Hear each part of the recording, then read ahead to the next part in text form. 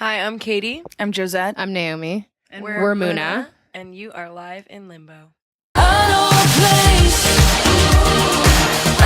a place we can go. For everyone gonna lay down their weapon. Hey guys, it's Katrina from Live in Limbo, and I'm here with Muna. Hey guys, how's it going? So first off, did I pronounce your name properly? Is it Muna? Is it Mana? What's the proper pronunciation? Muna. Muna. Okay, so I Muna. did say it properly. Yeah. Hey, okay. So while we're on the topic of your name, I noticed that there are a couple of other people who share your name out there. Mm-hmm. So there is, to be specific, the Winnipeg Model UN Association. There's a, yes, exactly. There's a Nigerian rapper and a Somalian hotel as well. So We are you know guys the familiar Nigerian with rapper. Do you know the Nigerian rapper? Yeah. Have you guys chatted? You guys should tour together. Oh my goodness. That'd be confusing. We emailed her and asked if it was cool if we were called Muna, like way back in the day. Yeah. And she said it was fine. Cool. But yeah, her name is Munachi, and she that's her full name. But yeah, since But it's quite a common girl's name in different areas in the world. In Arabic, it's a popular girl's name. So So did that play into your considerations at all when you were choosing your name? it's more like unfolded into our consciousness as like a thing. You know, as we've gotten more popular on the internet, we find that girls will add us a lot, being like, "I have your name." I And don't do you know. accept their ads based on that name sharing? Is Yeah, that we enough get of a bond? excited. I really like that really we cute. share a name with girls. I went to high school with a girl named Muna. Yeah. So she probably thinks the band is named after her. Maybe she might be really creeped out. Maybe it's Naomi's like long game play. She was like, no. She was a few years younger than me, and we had like the same. We had like freckles and kind of the same hair, and people were like, "You guys look alike. You're like twins." But yeah, that's my extent of experience with the name personally, other than our band. But yeah, we wanted to be called Luna, and then that was obviously taken because it's an extremely cool, popular word in Spanish, and it means moon. But Muna also means moon in Old English, and it has other different meanings. So we kind of just rolled with it. Felt good. Other different meanings like the Winnipeg Model UN Association, right? yeah, there's the Finnish it means egg, but it's Oh, it's okay. a slang word for dick. Lovely. In Icelandic means like to remember. Arabic Okay. it's desire. Wow, Yeah, that's nice. Very it's like versatile, yeah. I like Yeah. a lot of them. Oh, in what is it? Tamil? Tamil. It means three? Question mark? Oh, that works well. Yeah. Yeah. Yeah. That works really well. Yeah. Fate. It's Fate's good to pick that name. Yeah. Yeah, I also noticed there are towns in, get this, Iran, Nepal, Mexico, Saudi Arabia, Estonia, Indonesia, India, and Russia that are all called Muna. I love that. Yeah. Yeah. You have to tour all those places, yeah. Muna and Muna. Exactly. I like that. And we should bring the other rapper with you as well. Yes. Full Winnipeg modern UN. Exactly, Yeah. yeah. So Winnipeg Model UN Association, these guys are coming for you. Yeah. Watch your butts. But I think it's great though how it's a name that has so many meanings, and around the world, as far as Saudi Arabia to Mexico to Estonia, it resonates and has meaning in those places as well. So it's a pretty cool moniker you guys chose for yourself. Thank you. Yeah, little did we know. Yeah, we got Yeah. lucky. Fate, not luck, fate. Yes. Exactly. Very true. So you guys have a variety of musical backgrounds, ranging from jazz to ska to prog to softer singer-songwriter stuff, and yet you ended up with this beautiful and very different dark pop sound. How did you come to that sound, and do you notice any of your other influences, I guess, influencing the way you write or the way you practice or the way you perform? I think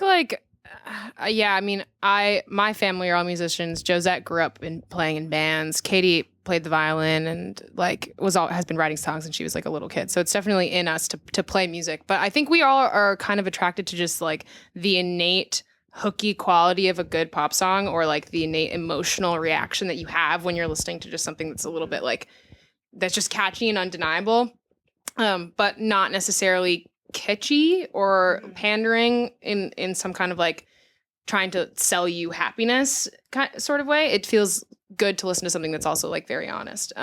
But we're very influenced by like 90s pop, 80s pop music, shoegaze, like new wave music, all kinds of stuff, emo, just anything that's like emotionally honest. But yeah, just it kind of came about naturally after we started playing together. We share a lot of the same influences, despite the fact that all of our tastes are a little bit different. Yeah. Yeah. I mean, even our like we did it like we wrote, like when we first started playing, we wrote these 5 songs and they were really like experimental. But even even those like 5 songs, I feel like were just innately kind of like pop songs. They even still if had they a were- sound. Like, Yeah. they still sounded like us. I think it's just like the more we develop, the more we're finding like our voice, and I guess it is pop. Which was just fate. yeah, like you The said. theme. Goodness, it's great. That was beautiful. It's the theme of the interview. Muna and fate. And fate. So I know you were saying that there's a violin in your background as well. Are we going to expect any Yes. violin flourishes in some upcoming I can't songs? play it anymore. No, really? I wish I could. Isn't there muscle memory or something? There's a little bit of muscle memory, but the tone is just so bad. Okay. When the I've tried. Yeah. Let's get a violin and a cello and be like a. Katie will do a violin solo. There you go. Like try and relearn. I really should. I miss that. I stopped playing it as much because it was hard to sing and play at the same time. Yeah. And that's why I turned Well, you to have guitar. some violinists / singers out there, like Owen Pallett, for example, who they I just hold know. the violin differently. Yeah. So it is possible. Yeah, Andrew Bird, like Yeah. the way that he played was really inspirational for me. But then that just really led me to turning the violin sideways a ton. And then my teacher was like, "You should play guitar because you're annoying me." Oh, Yeah. Yeah. So when I was doing a bit of research for this one, I noticed that there are a lot of outlets who are defining you as queer pop. And I saw you guys at the opening for the Group Love show back in last year. I thought you guys were amazing. And I was interested by this label of queer pop. And I was wondering, is there something that threads together all these groups defined as queer pop? Or do you think that people are just slapping this label on people that define as queer? Question. I mean, it's the same for when people are described as girl bands. It's like, Yeah. is that a genre of like sound? No, it's definitely not. Yeah. We've called ourselves a queer band because we identify as queer people in a band. You could call us a girl band because we are girls that are in a band. But Or that just a doesn't- band. That's not, girl isn't a sound and queer is not a sound. And pop almost even isn't a sound. Like what the heck is pop? Like something can it's be a pop and be funny- rock. Yeah, you know? it's like a funny philosophical, like it's a very interesting knife to bring to try and cut the world up into categories like that. Because really, like any genre of music, like actual genres, like rock music or anything, it's like you can find stuff that all gets put in the same category that is drastically different and Totally. even contradictory, you know, so it's all quite absurd, you know, and I think maybe Labels are irrelevant. yeah, but at the same time they're useful. Yeah, And totally. I think that for us, we find that queer pop, like we don't have any problem with it, and we find that it's been useful because it connects us to queer fans, and I care that we have people that are of the queer experience that are able to, you know, relate to certain songs of ours and narratives that are represented. And if it helps them, then I don't care. Also, they might not be like initially drawn to our particular sound, but like the depth of like knowing that we are queer people, like knowing that I'm a person of color, knowing that we're women, helps people to like get an insight into the songs. I don't know. I've seen people before like, this is not necessarily like my style of music, but once I heard like they were queer, or once I heard that what the song was about, I like love them now, which is so cool to be able to have that effect and like open people's minds a little bit. It's all good. We're cool with the labels. They're irrelevant, but we're good. cool with them. That's a good way of putting it. Yeah. So your latest album and your EP as well, you guys took a very DIY approach to it. You wrote everything and you produced everything on there.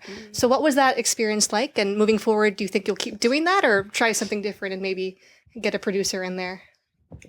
Probably not. We're about to go when we finish this tour. We're gonna go to the desert in California for like a week and write stuff together. So I think that's indicative of the fact that we really just like doing what we're doing, and we're gonna try and keep doing For the that. time being, I mean, never say never, but I just feel like Never Say Never by Justin Yes. Bieber. Yeah, it is. Featuring we're in Jaden Canada. Smith. It's from the Karate Kid soundtrack. Wow. Get in it. Yeah, I don't know. Just as long as we can do it, why not? I think it would be the same thing as like, do you want to bring in another songwriter? Like, why? When Katie is like the most profound songwriter that I've ever met, and like, I don't know, why get someone else to play guitar when Josette shreds so hard? Like, I don't know. you know what I mean? I just made noise.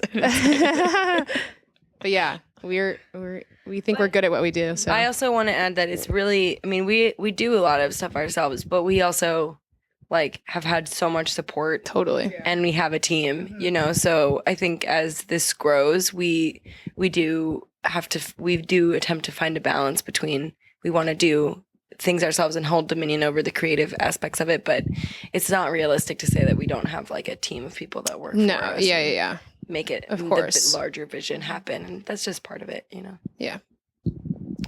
Well, whatever you guys are doing right now, it works really well. So just keep on going, because I, for one, am really loving it. Thank you.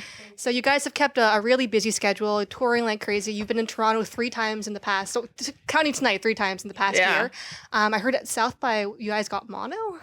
Oh, Naomi What got was that mono. like? I got mine. Because South by is crazy, my goodness, and to have that at that point in time. It was hilarious. We just finished mixing like 5 songs for the record. Or did we finish the record? No. No. We were just mixing. We'd mixed 5 It songs. was our and that first whole tour week, ever or anything ever. The whole week Anything. that we were mixing was the week before South by, and I was like, damn, I'm so tired. Like, why are my eyes so swollen? And everyone's like, you're tripping. You just have a cold and your eyes are not swollen. And I was like, my eyes always looked like this. Like, what is going on? And then the day that we left for South by, I was like, I'm really sick, guys. Like, I feel terrible. I took a bunch of medicine. I fell asleep on a toilet I just sat down and fell asleep in the bathroom at the airport. And then, yeah, my throat was like exploding with pain the next morning. And then I went to the Rock Doc. The Rock Rock Doc in Austin. And he was like, yeah, your tonsils look disgusting and you definitely have mono and you've probably had it for like a month. So yeah, he gave me drugs and I was better, but we played a show that night and it was like hilarious. But You really yeah, I'm did fine great. now. That was just such a hot mess for us. It was just like the first time we did anything. I mean, like we'd never played more than one show. We never played more than one show in the same day. It was just like we were just like a bunch of like butts. Like they put the babies out in like the real world, and Yeah. like we spilt our milk. Yeah, exactly. It was great, but it's funny how different things are now. None of us are gonna get mono, hopefully. Please. every question we've taken the microphone away from you, and you have to like. Well, it's just because of the way we're sitting. It's the way we're sitting. Well, Yes, you guys are more important than I am, so I'm totally happy with you stealing my microphone. Well, it's very rock and roll. Multiple shows a day, possibly on some antibiotics, swollen Steroids. Oh, great. Even more than rock and roll. Roid my rage. goodness. Well, I just want to thank you guys for spending the time today with me. Have a great show tonight, and please no more mono. Please stay healthy. Keep doing No what more you're doing. mono. I'm kosher. We're good. Sounds good. Thank you so much, guys. Thank you. Thank you. Thank you.